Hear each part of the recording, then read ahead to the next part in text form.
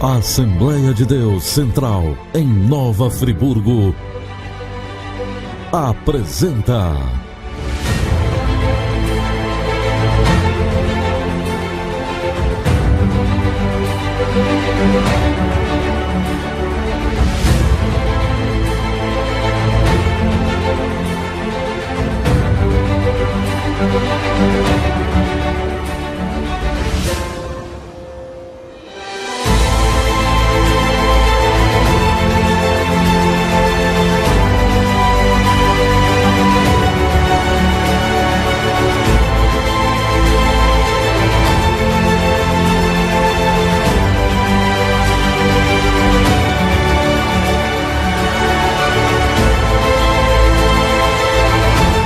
Momentos com Deus.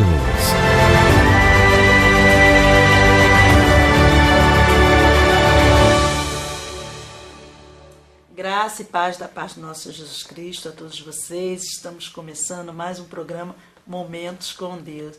Programa feito para abençoar a tua vida, a sua família, a sua casa, e também somos abençoados, né?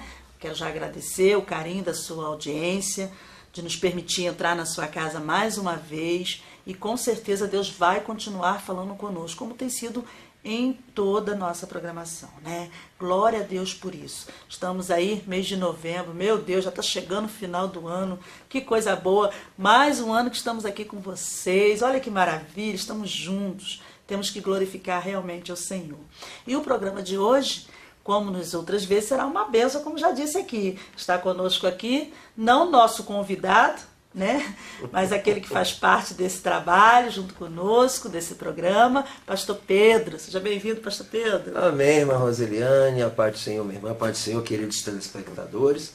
É sempre um prazer enorme estar com vocês, ter a oportunidade de participar junto com vocês deste momento com Deus, né? Deste momento que se estende por todas as 24 horas dos nossos dias. Então, muito obrigado por estar aqui, muito obrigado por estar falando com vocês. E vamos aí, né, para as bênçãos de Deus que Ele tem reservado para nós. Amém. E o que é melhor, né? Comer um pouquinho da palavra, coisa gostosa. Esse momento que a gente passa aqui é tão especial, é tão gostoso, como a gente tem aprendido, né? E hoje não vai ser diferente. E a gente vai aqui conversar um pouquinho, né, Pastor Pedro? É verdade, né? A respeito da expansão da igreja, né? Como a igreja cresce, né? Qual o objetivo da igreja. E olha, vai ser muito bom. E eu já quero te deixar aí, ó, nós vamos para um intervalinho rapidinho, mas já quero pedir você, abra a sua Bíblia aí na sua casa, em Atos 8, nós vamos expor aqui um pouquinho a palavra do Senhor para você. Amém? Vamos aprender mais de Deus? Vai ser muito bom. Então é só rapidinho. Já estamos voltando. Amém?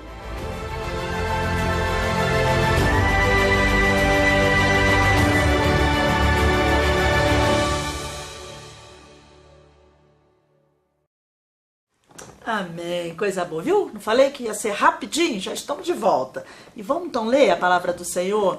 A gente gosta, né, pastor, que as pessoas acompanhem a Bíblia conosco, né, em casa, né, pra gente estar junto estudando, que é maravilhoso, né? É verdade, nós devemos estar sempre ligados na palavra de Deus e fazendo aquilo que é importante, que é acompanhando o texto, né?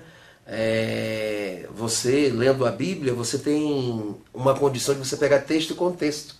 E o contexto de hoje é muito maravilhoso. Então, realmente, por favor, acompanhe a cada palavra, confira aí na sua Bíblia, que com certeza você vai descobrir o quanto você é importante para Deus e o quanto que as suas lutas são um propósito de Deus para a sua grande vitória. Amém. Então vamos ler a palavra do Senhor? Diz assim, ó, Atos capítulo 8. E também Saulo consentiu na morte dele. E fez-se naquele dia uma grande perseguição contra a igreja que estava em Jerusalém. E todos foram dispersos pela terra da Judéia, de Samaria, exceto os apóstolos. E uns varões piedosos que foram enterrar Estevão e fizeram sobre ele grande pranto.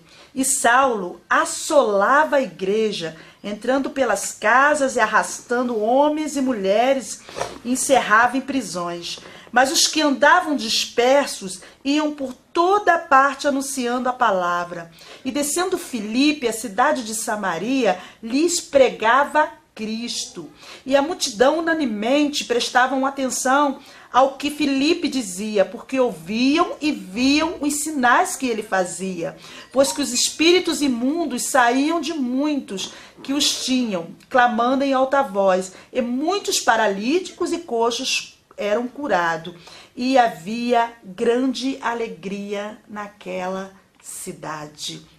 Amém, que maravilha, que palavra poderosa, né? A gente quer expor para você um pouquinho desse texto aqui, que eu acho importante. A gente sabe, né, pastor, que foi Estevão já havia sido morto, né? Foi logo após a morte de Estevão mesmo, Saulo, que depois se torna Paulo, né? Um dos maiores pregadores da história, mas ele assolava a igreja, ele matava, né? Ele arrastava as pessoas das casas, encerrava em prisões, não era assim? Na realidade, quando nós pegamos esse texto, né, e entendemos o contexto, a gente vê que o quadro era muito complicado, ou seja, aqueles dias estava vivendo uma perseguição muito grande à igreja. Olha, Estevão, um dos diáconos que debatiam sobre a causa de Cristo, como igreja daqueles dias, havia sido morto, apedrejado. Saulo, como já fora dito, perseguia a igreja. Mas foi nesse período aí que muita coisa boa aconteceu, né, irmã? É verdade. É engraçado que, se você for ver, o livro de Atos, ele fala no período de 30 anos, mais ou menos, porque foi assim que a igreja começou, depois que Jesus sobe ao céu e deixa ali para os discípulos, eles recebem a visita do Espírito Santo, não é isso? Né? Ali em Atos capítulo 2, e ali começa uma história, e esse período dura até a morte de Paulo. Atos é 30 anos mais ou menos que tem de história aqui no livro de Atos, se você for analisar. Né? É maravilhoso, né? Mas aqui a gente está falando logo do início, assim que Jesus fala, olha, vocês fiquem em Jerusalém, um pouco antes de Jesus subir, né? Até que do alto seja revestido de poder, né? E acontece ali em Atos capítulo 2 o Pentecoste, Sim. que é o momento em que Pedro também faz um discurso e mais de 3.000 almas se convertem, e ali a igreja começa a trajetória dela, a igreja primitiva, né? E ali começa o trabalho desses homens. E também, junto com isso, vem uma grande perseguição, né, pastor? É verdade. É como a irmã mesmo disse, né? Quase 3.000 almas aceitam, não é, a pregação de Pedro. Um Pedro que fora transformado. E sobre ele tinha poder, ou seja, a virtude do Espírito. E uma coisa muito interessante é que nesse mesmo período, a igreja ela estava sendo perseguida, almas aceitando, mas os apertos acontecendo, as perseguições, as lutas, mas tudo isso daí com o regar, com a proteção e a direção realmente do Espírito Santo de Deus. E aqui no texto que nós lemos de Atos capítulo 8, é interessante que fala de um homem chamado Filipe. Esse Filipe não é o Filipe discípulo, né? É um Filipe que era diácono da igreja. E qual era a responsabilidade desse Filipe? Era cuidar da alimentação do povo, porque a igreja, eles viviam juntos, né? Eles repartiam tudo naquela época, né? No início da igreja, eles repartiam tudo, estavam sempre junto ali, e havia as pessoas que eram responsáveis por distribuir os alimentos. Mas Filipe, ele não era só preocupado com o alimento material, físico, aquilo que é sustentar o físico, mas Filipe tinha uma grande preocupação com o espiritual. Esse Filipe, ele tinha uma facilidade porque ele falava grego, então ele tinha mais facilidade de comunicação e com isso ele expandiu também e ajudou na expansão da igreja. E é sobre isso que a gente quer falar um pouquinho aqui. Porque a primeira coisa que nós lemos aqui no texto, pastor, eu quero que o senhor fale um pouquinho, né, que está aqui no verso 1, diz que se fez naquele dia uma grande perseguição. Ou seja, a perseguição fez com que a igreja crescesse. É como aquela história, né? Você já deve ter ouvido falar, né, de uma família que tinha uma vaquinha. E eles sobreviviam do leite que a vaquinha dava. Faziam queijo, vendiam leite, etc. E viviam ali. Mas não cresciam, não expandiam. Não tinham outros horizontes, né?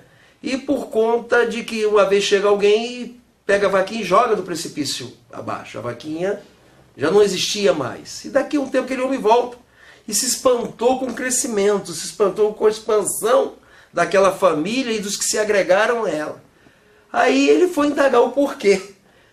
E eles simplesmente disseram, bom, não tinha vaquinha, não tinha leite, a gente teve que buscar outras opções e aí estava a expansão. A mesma coisa é assim. Eu vejo que Deus permite as lutas, as perseguições, para que a igreja cresça, eles saírem daquele comodismo, porque nós como igreja às vezes vivemos muito, me entenda por favor, na nossa mesmice do dia a dia.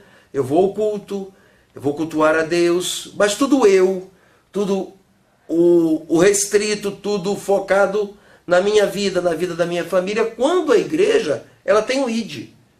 É um ID que é muito mais abrangente, ou seja, é um ID até os confins da terra. É a missão, né? É uma missão. Anunciar Então, o evangelho. isso tudo aí veio realmente a cooperar e a dar estrutura para a igreja a pegar os novos desafios que seriam o seu próprio crescimento. Trazendo para os nossos dias. Hoje, às vezes, as pessoas ficam questionando, está havendo muita perseguição, mas a gente tem que compreender que a perseguição nos tira da nossa situação de comodidade, porque a igreja, Sim. às vezes, fica muito, o senhor falou aqui, né? A gente fica muito no eu, minha família, eu quero, eu preciso, eu faço, mas não é essa a missão da igreja na terra. Nós temos um compromisso, que é anunciar, né? Jesus, antes de subir, ele falou assim, né? Ele falou, olha, ide por todo mundo e pregar a toda a nação, né? Uhum. Quem crê e for batizado será salvo. Mateus 28, me parece, né?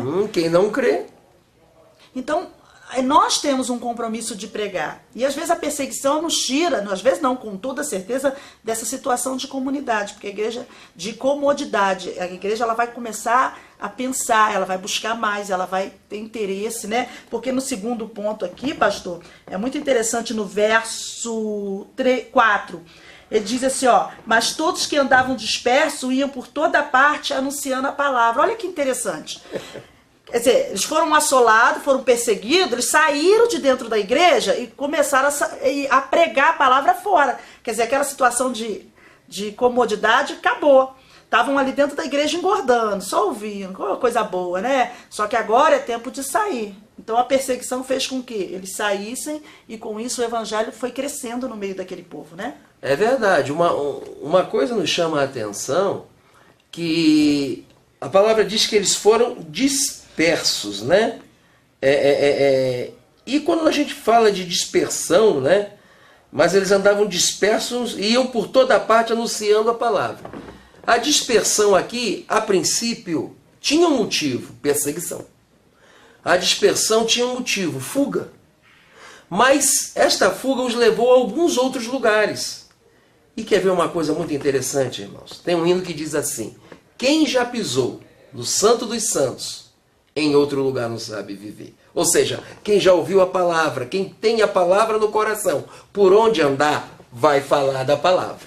Então a dispersão foi uma coisa maravilhosa porque eles a usaram para um fim benéfico, para alcançar todas as gentes, inclusive a nós hoje. É interessante, né, pastor? Porque aqui a gente tem dois extremos, né? A dispersão não fez com que eles se separassem, cada um fosse para o seu canto, não. Não. Fez com que o pensamento que eles levavam em si se expandisse. Sim. Ou seja, fez com que a igreja crescesse. Então havia o que naquele povo? Eu entendo assim quando eu leio a palavra. Havia uma comunhão.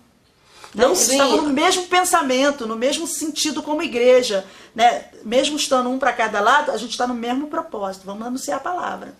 Por exemplo, vocês vão agora perceber uma coisa. Vocês vão dizer assim, poxa, o pastor Pedro está sempre com a irmã Roseliane. Não é verdade? Você que assiste o nosso programa, você vai dizer, está sempre com a irmã Roseliane. As grandes oportunidades estão sempre juntos. Mas tem uma coisa interessante.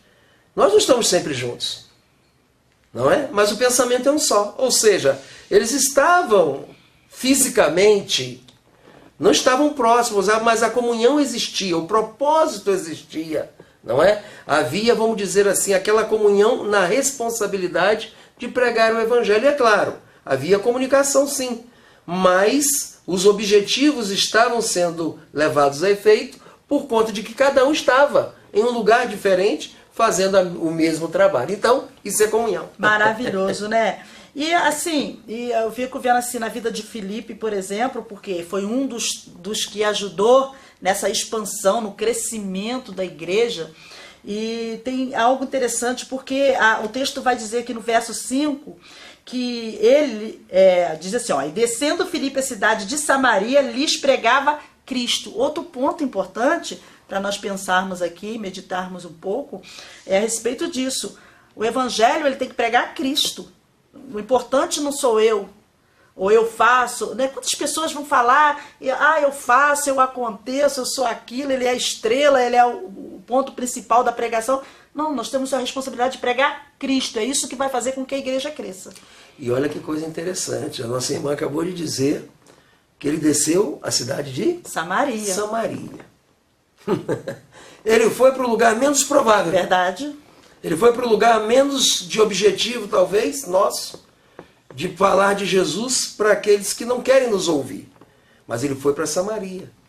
E com certeza, Samaria se tornou um grande palco de grandes feitos do Senhor.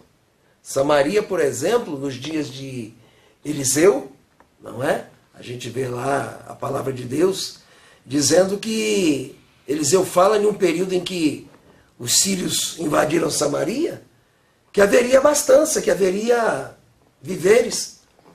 Então Samaria traz uma história de invasões, Samaria traz uma história de resistência à palavra de Deus, mas foi ali mesmo que Filipe foi falar do Senhor. É verdade. E ele pregava Cristo, ele falava da cruz de Cristo, do amor de Cristo. Eu ouvi um testemunho há pouco tempo que me chamou a atenção, pastor Pedro, eu quero compartilhar com o senhor e com os nossos amigos aqui, que alguém perguntou ao pastor Billy Graham, né? Qual era o segredo do sucesso dele? Porque as pregações dele se convertiam muitas almas. O que ele fazia de extraordinário naquelas ministrações, naquelas palavras, para que o povo se convencesse? Ele falou uma coisa muito interessante. Ele disse, eu prego Cristo. Amém. Eu não me afasto da cruz de Cristo.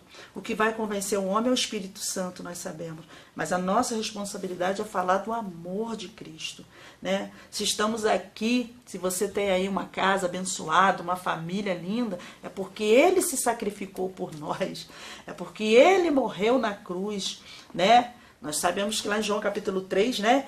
Ele diz que, a palavra diz que Deus amou o mundo de tal maneira que deu o seu único filho para que morresse por nós, né? E é por isso que nós estamos aqui, é por isso que existe o programa Momentos com Deus, é para pregar Cristo, porque foi por Ele, foi pelo seu amor que nós estamos aqui hoje. Então, você quer ver o crescimento da sua igreja, você quer ver o crescimento na sua família, fale de Cristo, né, pastor?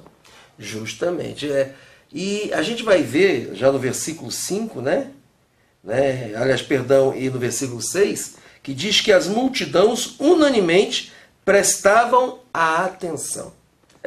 É isso que você está fazendo agora. Você está prestando atenção no que está se falando, no que a palavra de Deus está te dizendo. Você está prestando atenção e de forma unânime, ou seja, o resultado existe, o resultado vem. E nós precisamos entender isso, que hoje Jesus ele está entrando ao seu lar, falando ao seu coração através deste programa Momentos com Deus. Perceba que não é momento, é momentos com Deus. São nossos momentos com Deus, e esse é o seu momento com Deus.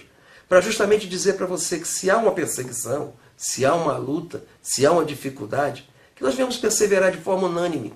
Não você concordando com o que nós estamos falando aqui, mas você entendendo através da palavra que pregar a Cristo é a base e o ápice de toda a vida e de toda a família cristã. E isso eu quero trazer para você. De repente na sua casa aí, só você é crente, só você serve ao Senhor. Pregue Cristo. Um evangelho simples, né, pastor? Sim. Não pregue só com palavras, mas pregue com a sua vida. Porque eu falo que muitas das vezes, a maioria das vezes, o mundo ele está lendo a sua vida. Você é a Bíblia que ele vai ler, né? Então procure pregar a palavra de Cristo. Viva Cristo na sua casa e as pessoas vão vir. Com certeza vão vir a Cristo. E é maravilhoso isso. Então entenda isso, né? Às vezes a gente fica brigando, querendo falar, querendo obrigar as pessoas a receber. Prega a palavra, né, pastor? Pregue Cristo e deixe. O próprio apóstolo disse, que o seu viver era Cristo. O viver Cristo não significa você tentar de uma maneira...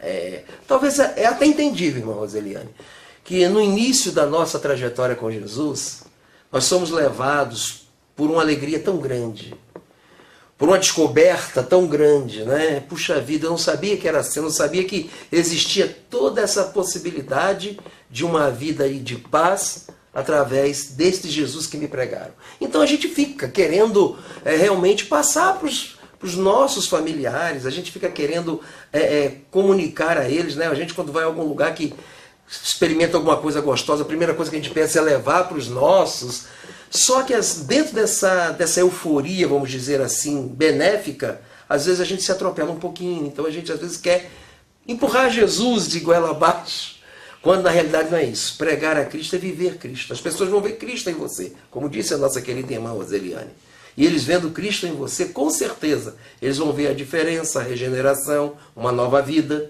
Eles vão ver a alegria mesmo em momentos difíceis e objetivos sendo firmados e levados a efeito. Amém. Outro ponto importante que a gente não pode deixar de falar, o pastor já leu aqui o verso 6, as multidões unanimemente prestavam atenção ao que Filipe dizia, porque ouviam e viam sinais que ele fazia. Aí o verso 7, pois que os espíritos imundos saíam de muitos que tinham clamado em alta voz. Muitos paralíticos e coxos eram curados. Olha que tremendo, quer dizer, eles tinham poder de Deus para executar ou fazer milagres, né? E isso é importante a gente entender. É verdade. A gente tem assim como entendimento aqui nesta passagem, irmã Roseliane e meus queridos telespectadores. Vocês vão começar a perceber uma coisa que diz aqui que eles sabiam que os espíritos imundos saíam, mas um pouquinho antes eles ouviam e viam os sinais que ele fazia. O ouvir e ver aqui não se trata simplesmente de algo, vamos dizer assim, palpável, visível, ou talvez totalmente abstrato. Não. Aqui está dizendo o seguinte, por muitas vezes, não é só o que você vê que te convence de alguma coisa. Não é só o que você comprova, palpando ou não. Mas na realidade é o que você acredita. Eles viam e ouviam, mas eles atribuíam a esta obra não aos homens, e sim ao próprio Deus. Entendeu? Então, essa é a nossa receptividade a cada dia, quando nos pregam a Cristo. A gente entender que todas as bênçãos que nos sobrevêm não é uma obra do acaso, não é simplesmente uma sorte que nós demos, é o agir de Deus e o poder de Deus na nossa vida. E a gente tem que entender que a gente já recebeu dele, né? Ele disse, eis que vos dou poder de pisar serpentes, escorpiões, né? Esse poder já está em nós temos que executar. E para finalizar, já está acabando o programa, muito rápido, a gente quer falar aqui um pouquinho do ponto que para mim é muito importante também, que está no verso 8, que diz assim, e havia grande alegria naquela cidade. Que maravilha! Porque o povo estava sendo perseguido, né? A palavra diz que Saulo assolava, entrava nas casas, destruía, levava preso, Estevão estava morto, outros foram mortos, e a cidade toda estava alegre. Como que é isso, pastor? Parece um contrassenso, né? Verdade. Parece que é alguma coisa incrível. Como é que a gente vai ficar feliz quando à nossa volta tudo está ruindo? Se o céu está de bronze, né? Mas na realidade esta alegria vinha de dentro deles. Eles haviam aceitado a palavra, eles haviam entendido a palavra e nada à sua volta corrompia, desintegrava a sua fé. Então, nos nossos dias nós podemos estar vivendo dias difíceis, ventos contrários, mas na realidade a nossa estrutura ela continua, porque ela não está ligada ao que nós estamos vendo ou até mesmo vivenciando, mas o que nós estamos dentro de nós como base, como virtude do Senhor sobre as nossas vidas. Amém. Ou seja, a alegria não está no momento, na situação. A nossa alegria está em Cristo. Amém. Ele é o nosso refúgio, a nossa fortaleza, o nosso socorro bem presente. E eu vou pedir, pastor Pedro, que nos abençoe agora com uma oração. De repente você está aí, vivendo esses momentos turbulosos. Mas que essa alegria invada o teu coração hoje. Que Cristo ele entre na tua vida hoje e mude o seu estado. Porque essa situação vai mudar. Né? O salmista, ele fala, o Senhor é meu pastor e nada me faltará. Deixa ele cuidar de você. Receba essa alegria agora aí, aonde você está. Amém, queridos. Nós vamos para o nosso momento de oração. E como fora dito, né? Que o Senhor é o nosso socorro. Ele é bem presente na hora da nossa angústia. Então, se por algum motivo, por alguma coisa você está angustiado, feche seus olhos neste momento e vamos falar com Deus. Senhor Deus. Amém, Jesus. Pai bendito, nós te louvamos, nós te glorificamos, Senhor, porque nós entendemos que o Senhor é o nosso socorro bem presente nos momentos das nossas angústias. Ó Senhor, quantos de nós amanhecemos este dia, Senhor, estamos agora findando esta noite preocupados com muitas coisas, mas nós descobrimos que até agora o Senhor tem nos sustentado e verdadeiramente nos sustentará por todos os dias das nossas vidas. Pai amado, querido e santo, este irmão, esta irmã, esta família, que agora junto conosco, Senhor, neste momento de oração, declara ao Senhor das suas necessidades e daquilo que ela crê e sabe que o Senhor pode mudar a história. Nós te pedimos, Senhor, que o Senhor adentre não somente ao lar dessas famílias, mas verdadeiramente ao coração de cada um deles e traga paz, conforto, tranquilidade, para que nós possamos entender como aquele povo da igreja no seu início viviam com alegria, apesar da situação totalmente contrária à sua volta. Que nós venhamos, Senhor, a entender que tudo pode estar em crise à nossa volta, mas jamais nós estaremos em crise. Jamais nós estaremos desistindo dos sonhos do Senhor para as nossas vidas. Que Jesus os abençoe, que Jesus os guarde, que o Senhor esteja sempre conosco e que, como dizemos no início deste programa, nós vamos viver não somente horas, minutos, dias, mas nós vamos viver por toda a eternidade, a grande certeza de que o nosso momento será sempre com Deus. Que Jesus os abençoe, os guarde e os dê vitória sempre. Amém. Amém, que maravilha. Pena que acabou. Mas sabe o que é bom? Tem mais. Daqui a pouco estaremos de volta aí com o programa Momentos com Deus. Obrigado, pastor Pedro. Eu que sou grato, a irmã Roseliane e a todos vocês que têm nos assistido. Até o próximo programa Momentos com Deus. Deus te abençoe, querido.